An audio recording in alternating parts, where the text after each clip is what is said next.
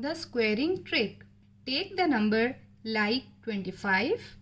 Ignore the 5, this 5 for a moment and just look at the other digit, which is 2 in this case.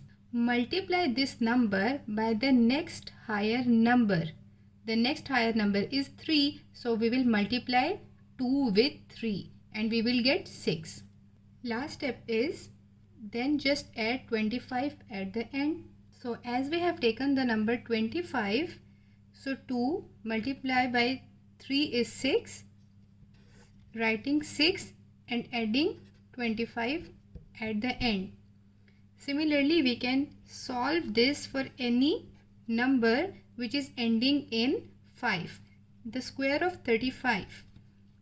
Ignore 5 for a minute and consider this 3 and multiply this number with the next higher number, which is 4 simply, and add 25.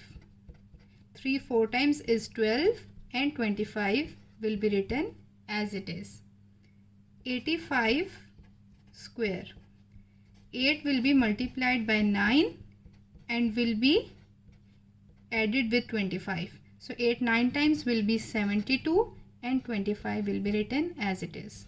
Thank you so much.